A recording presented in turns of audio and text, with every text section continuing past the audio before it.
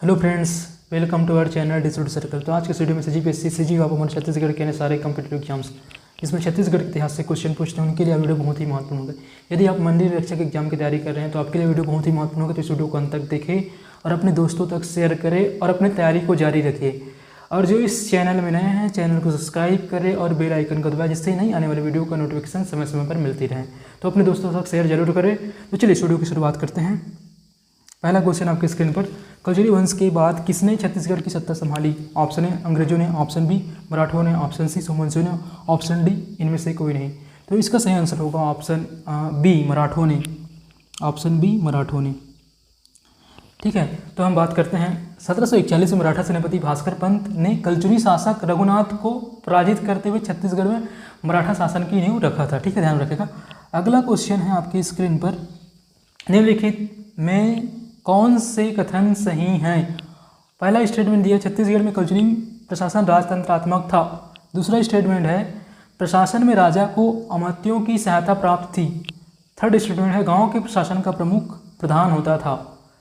तो option A है केवल एक सही है, ऑप्शन बी है 1 एवं 2 सही है, ऑप्शन सी 2 एवं 3 सही है, ऑप्शन डी 1 एवं 3 सही है, ऑप्शन ई 1, 2 एवं 3 सही हैं। तो चलिए इसका सही आंसर की ओर बढ़ते हैं। पहला स्टेटमेंट देखते हैं, छत्तीसगढ़ में कलचुरी प्रशासन राजतंत्रात्मक था। तो ये स्टेटमेंट सही है। ठीक है, पहला स्टेटमेंट क्या है? सही है। दूसरा स्टेटमेंट को देखते हैं, प्रशासन में राजा को अमात्यों की सहायता प्राप्त थी। हाँ, बिल्कुल सही है। दूसरा स्टेटमेंट भी बिल्कुल सही है, प्रशासन में राजा को अमात्यों की सहायता प्राप्त थी। ठीक है, अब देखते हैं तीसरा स्टेटमेंट को, गाँव के प्रशासन का प्रमुख प्रधान होता था। तो ये स्टेटमेंट क्या है? गलत है, क्योंकि गांव के प्रशासन का प्रमुख प्रधान नहीं बल्कि गौंठिया कहलाता था। ठीक है, गांव के प्रशासन का प्रमुख गौंठिया होता था। तो पहला और दूसरा स्टेटमेंट सही है। तो जहाँ पे हमारा पहला और दूसरा स्टेटमेंट सही होगा, वही क्या होगा? हमारा सही आंसर होगा। तो पहले ऑप्शन में देखें तो केवल एक सही है बोल रहा है, तो इसलिए पहला ऑप्शन तो होगा नहीं। ठीक है, दूसरा ऑप्शन देखते हैं, 1 एवं 2 सही है, तो दूसरा ऑप्शन ही हमारा क्या होगा? सही आंसर होगा। तो हमें सही आंसर मिल गया है। ठीक है, तो इससे रिलेटेड कुछ फैक्ट देख लेते हैं।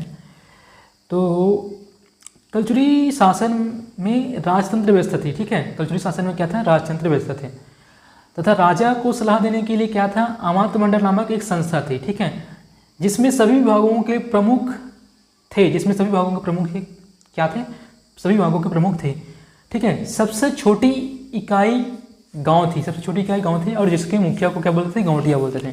ठीक है, तो नेक्स्ट क्वेश्चन देखते हैं आपकी स्क्रीन पर, मारो, विजयपुर, खरोद, नवागढ़, पंडरभट्टा, सिमरिया, चांपा, लाफागढ़, छुरी, केंदागढ़, मातिन, उपरोड़ा, पेंड्रा, करकट्टीगढ़ है। ऑप्शन ए रायपुर राज्य के, ऑप्शन बी संबलपुर राज्य के, ऑप्शन सी रतनपुर राज्य के, ऑप्शन डी नागपुर राज्य के। तो इसका सही आंसर दीजिए आप लोग कमेंट बॉक्स पर। तो इसका सही आंसर होगा ऑप्शन सी रतनपुर राज्य की। ठीक है, तो यह सभी जो है रतनपुर शाखा के अंतर्गत गढ़ है। ठीक है, ध्यान रखिएगा। मारो, विजयपुर, खरौद, नवागढ़, पंडरभट्टा, सिमरिया, चांपा, लाफागढ़, छुरी, केंदागढ़, मातिन, उपरोड़ा, पेंड्रा, करकट्टी, ये सारे के सारे रतनपुर राज्य के अंतर्गत गढ़ है। ठीक है, अगला क्वेश्चन देखते हैं आपकी स्क्रीन पर, किस कलचुरी शासक ने रतनपुर को अपनी राजधानी बनाया था? Option A Kalingraj, option B Kamalraj, option C Ratnaraj, option D Prithvidev. तो इसका सही आंसर होगा option C Ratnaraj. Option C Ratnaraj. ठीक है, रत्नराज। तो किस कलचुरी शासक ने रतनपुर को अपनी राजधानी बनाया था? तो इसका सही आंसर है रत्नराज। तो कलचुरी शासक रत्नदेव प्रथम ने 11वीं शताब्दी में अपने नाम से एक नगर रतनपुर की स्थापना की। ठीक है, और उसे अपनी राजधानी बनाई। ठीक है, रत्नराज मतलब रत्नदेव प्रथम ने ही क्या किया था? 11वीं शताब्दी में अपने नाम से एक नगर रत्नपुर की स्थापना की और उसे अपना राजधानी बनाया था। ठीक है, अगला क्वेश्चन देखते हैं आपकी स्क्रीन पर, निम्नलिखित कथनों को पढ़िए। ऑप्शन ए निम्नलिखित कथनों को पढ़िए। पहला स्टेटमेंट है कलचुरी प्रशासन में राजा के अधिकार सीमित थे। दूसरा स्टेटमेंट है प्रशासन के विभागों का दायित्व माठ मंडल के सदस्यों पर होता था। तीसरा स्टेटमेंट है राज्य गढ़ों में विभाजित था तथा प्रत्येक गढ़ में 84 ग्राम होते थे। तो सही उत्तर चुनिए। ऑप्शन ए 1, 2 एवं 3 सही है, ऑप्शन बी 1 एवं 2 सही है, ऑप्शन सी 2 एवं 3 सही है, ऑप्शन डी 1 एवं 3 सही है। तो चलिए इसकी स्टेटमेंट की सत्यता की जांच करते हैं। तो पहला स्टेटमेंट है कल्चरी प्रशासन में राजा के अधिकार सीमित थे। तो ये स्टेटमेंट बिल्कुल गलत है, क्योंकि कल्चरी प्रशासन में राजा के अधिकार सीमित नहीं थे, बल्कि क्या थे, असीमित थे। ठीक है, पहला स्टेटमेंट गलत हो गया। दूसरा स्टेटमेंट देखते हैं, प्रशासन के विभागों का दायित्व अमात्य मंडल के सदस्यों पर होता था। हाँ, ये वाला स्टेटमेंट बिल्कुल सही है, प्रशासन के विभागों का दायित्व अमात्य मंडल के सदस्यों पर होता था। ठीक है, अमात्य मंडल के सदस्यों पर होता था। स्टेटमेंट थर्ड देखते हैं, राज्य गढ़ में विभाजित था तथा प्रत्येक गढ़ में 84 ग्राम होते थे। बिल्कुल सही है, राज्य गढ़ में विभाजित था और प्रत्येक गढ़ में 84 ग्राम होते थे। ये भी स्टेटमेंट क्या सही है। तो जिस भी ऑप्शन में दूसरा और तीसरा स्टेटमेंट सही होगा वही हमारा क्या होगा, सही आंसर होगा। तो पहले ऑप्शन को देखें तो पहला, दूसरा, तीसरा सही है, तो पहला, दूसरा। ठीक है, दूसरा ऑप्शन बी को देखें, 1 एवं 2 सही है। देखो, एक तो गलत है, इसलिए हमारा ऑप्शन बी भी आंसर नहीं होगा। ठीक है, उसी प्रकार हम ऑप्शन सी को देखें तो 2 एवं 3 सही है। देखो, 2 और 3 सही हैं। ठीक है, तो हमारा सही आंसर क्या होगा, ऑप्शन सी सही आंसर होगा। ठीक है, ऑप्शन सी क्या होगा, हमारा सही आंसर होगा। तो हमें मिल गया सही आंसर। कल्चरी काल में राजा शक्ति का केंद्र था। ठीक है, और उसके अधिकार क्या था, असीमित थे। उसको सलाह देने के लिए अमात्य मंडल नामक संस्था थी, जिसमें सभी विभागों के प्रमुख थे। राज्य गढ़ों में विभाजित था, जिसमें 84 गांव होते थे। ठीक है, जिसका प्रमुख दीवान कहलाता था, और 12 गांव के समूह को बारहों कहते थे। ठीक है, और बारहों का जो मुखिया होता था उसको दाऊ बोलते थे। ठीक है, बारहों के मुखिया क्या कहलाता था, दाऊ कहलाता था। अगला क्वेश्चन देखते हैं आपकी स्क्रीन पर, कौन से कल्चरी राजा ने पहली बार सोने के सिक्के छत्तीसगढ़ में चलवाए थे। ऑप्शन ए पृथ्वीदेव द्वितीय, ऑप्शन बी जाजलदेव द्वितीय, ऑप्शन सी जाजलदेव प्रथम, और ऑप्शन डी प्रतापमल, और ऑप्शन ई इनमें से कोई नहीं। तो इसका सही आंसर दीजिए आप लोग कमेंट बॉक्स पर। तो इसका सही आंसर होगा ऑप्शन सी जाजलदेव प्रथम, जाजलदेव प्रथम। ठीक है, जाजलदेव प्रथम इसका सही आंसर होगा। रतनपुर कल्चरी के सबसे शक्तिशाली शासक जाजलदेव प्रथम ने अपने नाम के सिक्के जारी करवाए। ठीक है, जिसकी एक तरफ श्रीमद जाजलदेव व दूसरी तरफ गज शार्दुल अंकित है। ध्यान रखिएगा, जिसकी एक तरफ श्रीमद जाजलदेव और दूसरी तरफ गज शार्दुल अंकित थे। ठीक है, जो सोने के सिक्के जारी करवाए थे जाजलदेव प्रथम ने। ध्यान रखिएगा। नेक्स्ट क्वेश्चन देखते हैं आपकी स्क्रीन पर, निम्नलिखित कल्चरी शासकों ने रतनपुर से राज्य किया।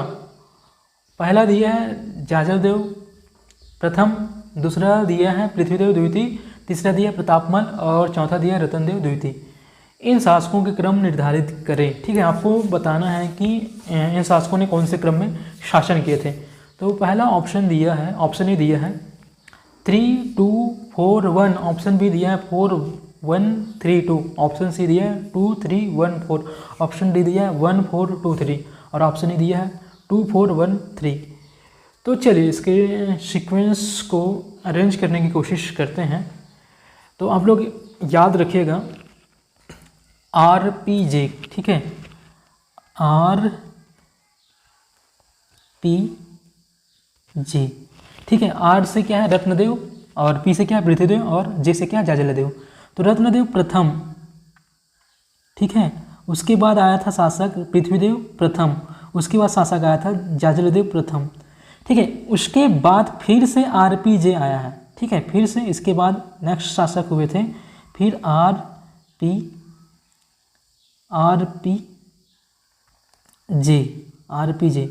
रत्नदेव द्वितीय, पृथ्वीदेव द्वितीय और जाजलदेव द्वितीय। ठीक है, उसके बाद शासक हुए थे, ध्यान रखिएगा, जयदेव हुए थे, उसके बाद हुए थे रत्नदेव तृतीय, उसके बाद हुए थे प्रतापमल, उसके बाद हुए थे बहारसाय। ठीक है, तो इसमें देखें सबसे पहले जाजलदेव प्रथम आया था, पहले नंबर में जाजलदेव प्रथम आया था। ठीक है, एक, उसके बाद जाजलदेव प्रथम के बाद आया था आपका रत्नदेव द्वितीय, ये हो जाएगा दूसरे नंबर में। उसके बाद आया था आपका रत्नदेव द्वितीय के बाद आया था पृथ्वीदेव द्वितीय, मतलब ये हो जाएगा आपका तीसरे नंबर में। उसके बाद आया था आपका जाजलदेव, पृथ्वीदेव द्वितीय के बाद आया था जाजलदेव द्वितीय, जाजलदेव द्वितीय के बाद आया था जयदेव, और जयदेव के बाद आया था रत्नदेव तृतीय, रत्नदेव तृतीय के बाद आया था प्रतापमल। ठीक है, लेकिन यहाँ पे जयदेव और रत्नदेव तृतीय को नहीं दिया, सीधा प्रतापमल को दिया। तो हमारा पृथ्वीदेव द्वितीय के बाद अगला सीक्वेंस में हमारा आंसर होगा चौथे नंबर में ये। ठीक है, मतलब हमारा सही सीक्वेंस क्या होगा, पहले नंबर में कौन आया था, जाजलदेव, जाजलदेव के बाद आया था दूसरे नंबर में रत्नदेव, तो 1 4 1 4 2 1 4 2 3 1 4 2 3। तो देखते हैं ऑप्शन ए में 1 है क्या, ऑप्शन ए में तो 1 नहीं है स्टार्टिंग में, तो ये गलत हो जाएगा। ऑप्शन बी में 1 नहीं है बल्कि 4 है पहले नंबर में, तो ये भी गलत हो जाएगा। उसी प्रकार ऑप्शन सी को देखें तो पहले नंबर में यहाँ भी 1 नहीं है 2 है, तो ये भी क्या जाएगा, गलत हो जाएगा, जबकि सबसे पहले जाजलदेव प्रथम आना चाहिए।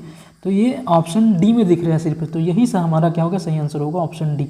ठीक है, सबसे पहले आया था जाजलदेव, उसके बाद आया था चौथे नंबर रत्नदेव द्वितीय, और उसके बाद आया था दूसरा नंबर मतलब पृथ्वीदेव द्वितीय, और उसके बाद आया था आपका प्रतापमल। ठीक है, तो हमारा सही आंसर ऑप्शन डी है। तो ये थे महत्वपूर्ण क्वेश्चन। अगला क्वेश्चन देखते हैं आपके स्क्रीन पर, कल्चरी वंश की कुल देवी कौन थी? Option A Mahalakshmi, option B Gajalakshmi, option C Rajlakshmi, option D Shrilakshmi. तो इसका सही आंसर दीजिए आप लोग कमेंट बॉक्स पर। तो इसका सही आंसर होगा option B Gajalakshmi, option B Gajalakshmi. ठीक है, तो कलचुरियों की कुल देवी की अगर बात करें तो कौन थी, गजलक्ष्मी थी। ठीक है, ध्यान रखिएगा, कलचुरियों की कुल देवी गजलक्ष्मी थी। ठीक है, नेक्स्ट क्वेश्चन देखते हैं आपकी स्क्रीन पर, कौन सा गढ़ कलचुरी शासनकाल में रतनपुर राज्य की इकाई नहीं था? Option A Laphagarh, option B Sonakhan, option C Uproda, option D Rajnandgaon. तो इसका सही आंसर होगा ऑप्शन डी राजनांदगांव। ठीक है, राजनांदगांव जो है कलचुरी शासनकाल में रतनपुर राज्य की इकाई नहीं था। ठीक है, बल्कि लाफागढ़, सोनाखान और उपरोड़ा जो है रतनपुर राज्य की इकाई थे। ठीक है, ध्यान में रखिएगा, ये थे महत्वपूर्ण क्वेश्चन। नेक्स्ट क्वेश्चन देखते हैं आपकी स्क्रीन पर, रायपुर में कलचुरी शाखा के प्रथम राजा कौन थे? Option A Brahmadev, option B Ramchandra, option C Mohan Singh, option D Raghunath Singh, और ऑप्शन ई इनमें से कोई नहीं। तो इसका सही आंसर होगा option B Ramchandra, option B Ramchandra. ठीक है, इसका सही आंसर होगा ऑप्शन बी रामचंद्र। तो रामचंद्र देव को रायपुर कलचुरी वंश का संस्थापक माना जाता है। ठीक है, ध्यान रखिएगा, रामचंद्र देव को रायपुर कलचुरी वंश का संस्थापक माना जाता है, जिन्होंने अपने पुत्र ब्रह्मदेव राय के नाम पर रायपुर नगर की स्थापना किया था। ठीक है, अपने पुत्र ब्रह्मदेव राय के नाम पर रायपुर नगर की स्थापना किया था। ठीक है, ध्यान रखिएगा। तो ये थे महत्वपूर्ण क्वेश्चन। तो वीडियो को अंत तक देखने के लिए धन्यवाद, और अपने दोस्तों तक जरूर शेयर करें इस वीडियो को।